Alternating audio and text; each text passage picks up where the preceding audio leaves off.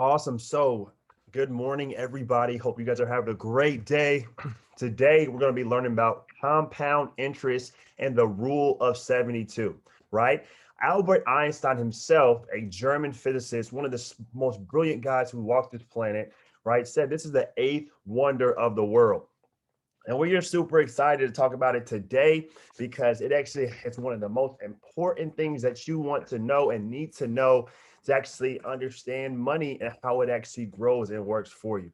So the rule of 72, the compound interest rule of 72, is simply taking the number 72. So you divide the rule of 72 by the annual rate of return or annual interest rate, right? To find the appropriate amount of time it requires for you to double your money, right? I know all you guys want to double your money. I know a lot of you guys want to be able to have your money grow and actually build over time. So you have to understand this principle. As we see in the example in front of us, take 72 divided by R equals T. So let's, for example, you have a rate of return for at 3%, right? 72 divided by 3 equals 24. So 3% annual rate of return, it's going to give you, it's going to take you about 24 years for you to actually grow and double your money. If you look at most banks, your savings account, if you have a savings account, most banks you put your money in are giving you less than a percent rate of return. So if we do the math on that as well, you'll see that it's going to take so much time for your money to grow in those vehicles, right? So let's dive into it real quick. What is even interest rate? What is an interest rate, right? So an interest rate is the interest or the rate of interest is a cost. It is a cost that we have to pay using other people's money if other people use our money, right? So what does that mean, right? So if you loan somebody out some money, right, and they let you borrow some money, and you let's say you have a 10% rate of return, and you let somebody borrow $100, right? So when they actually you give that $100 out to that person, right? When they give the money back, they'll give you the whole principal you let them borrow plus the interest that you charge them for borrowing your money. So let's say if it's 10%, that'll be extra $10. So you give them 100 to use for whatever they may need, they give you back 110, right? That is the greatest thing about loaning out money and giving out money.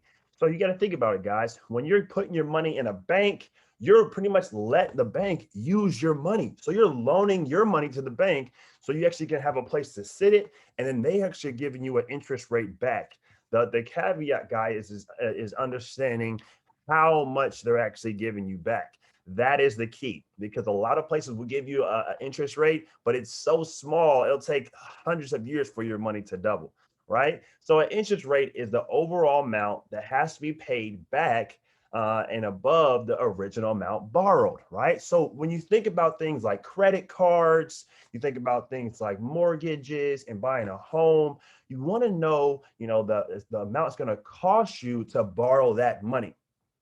And the interest rate in the rule of 72 can be good if you put it in your side and put it on your favor, right? And compare it to putting it against you, right? So, for example, a lot of credit cards, so be wary, guys, about getting out and getting into credit card debt because credit cards will have like a 16% interest rate on your money, right? And that can be catastrophic when it's working against you, right? So turn it and flip that on the other side. Financial literacy is key, guys.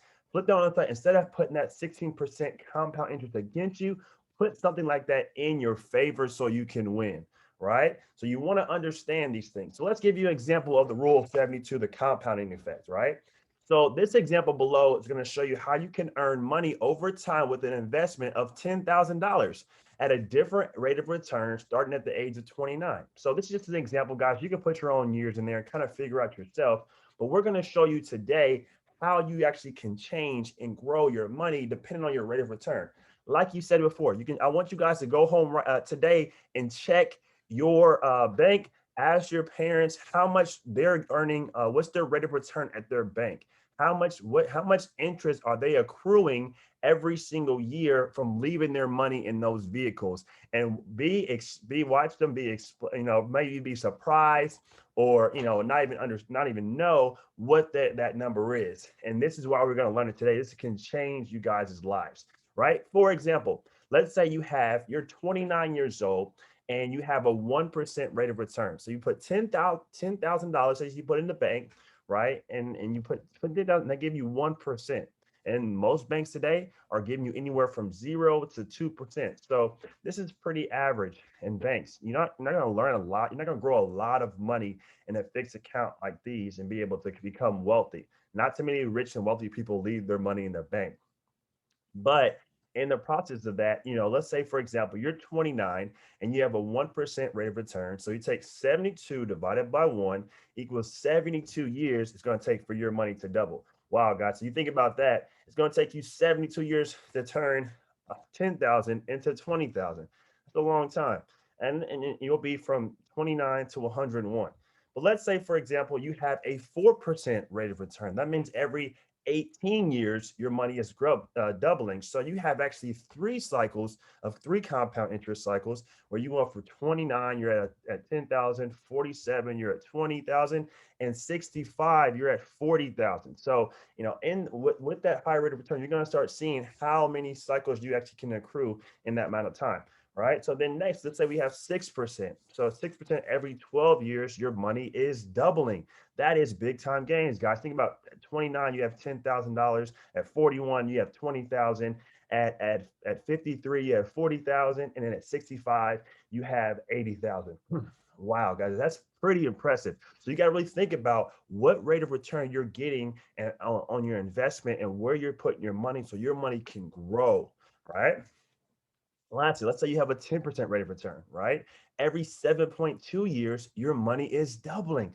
That is impressive, guys. And most accounts, on average, the qualified accounts need to at least grow 7%, 6 to 7% to really outpace inflation. And we'll talk about inflation later, guys. But essentially, inflation is the value of the dollar. So inflation is actually a decrease of the value of the dollar. So you want to understand that as well, but we get into that later. So you want to be able to have your money growing anywhere from 6% or higher, so you can actually outbeat the current state of inflation, and your money's just sitting in the banks just kind of withering away if you're not growing it and putting it in the right places, right? So we want to be like the wealthy. We must think like the wealthy and do what the wealthy do.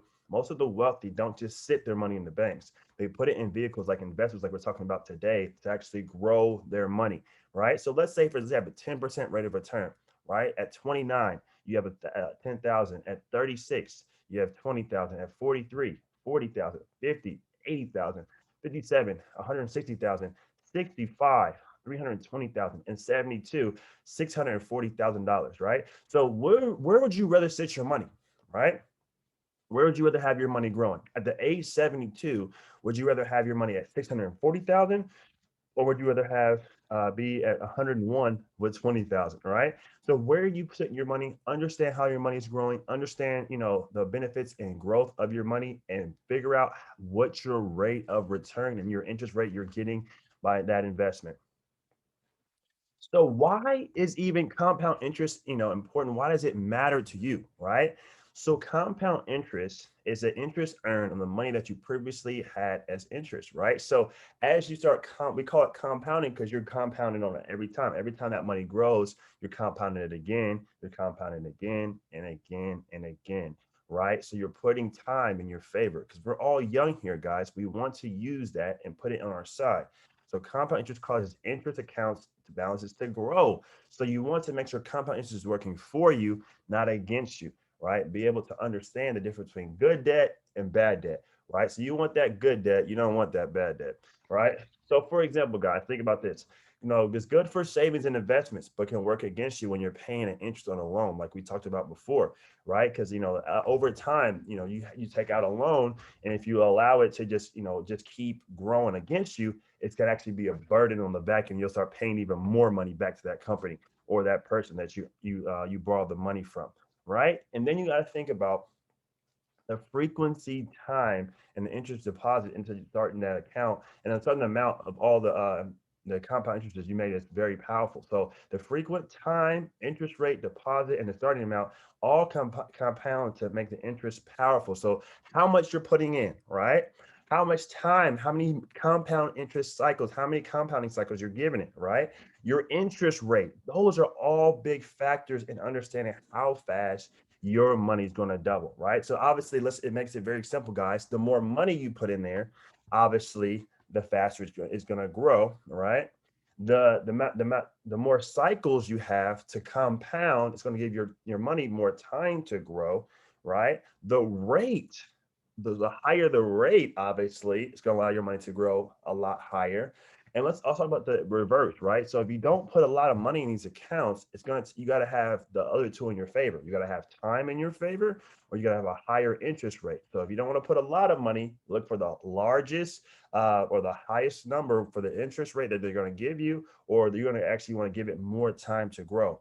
If you have a lot of money, right, you'll be able to actually, lower that time that's in there to compound, because it's going to compound a lot faster to get you to your goals, or you can rely on the interest rate as well. So what I say is, let's take advantage of all three. Put a lot of money down so you can grow it. Find the largest interest rate they're going to give you and give it the most time to grow. This is meant for the long-term game, guys. This is not quick, fast money you're looking to grow here. This is longevity. This is future planning, and this is life-changing, creating generational wealth for your family. And this is what's really going to be able to improve and empower you guys in that next level. So the importance, let's go back, guys. The importance of compound interest is having that money work for you, and understanding that how it works for you can also work against you. Also, remember, guys, this is a very, very simple formula, right? We're going to go to the first slide one more time just to show you. This formula simply breaks down as 72 divided by your interest rate, and it gives you time. So if you already have a certain amount of time that you're looking to grow this money, and you got to figure out which interest rate you might be looking for, you can rewrite this equation, right? This equation will simply give you figure out what your desired outcome or goal is, so you actually can win for your family. I'm super excited, guys. You to make sure you're taking full advantage of that. You're asking your parents, asking them what bank accounts or what investments their money's in, and how much are they earning on these accounts. What is their rate of return, right? What is their ROI, ROI, return on investment, right?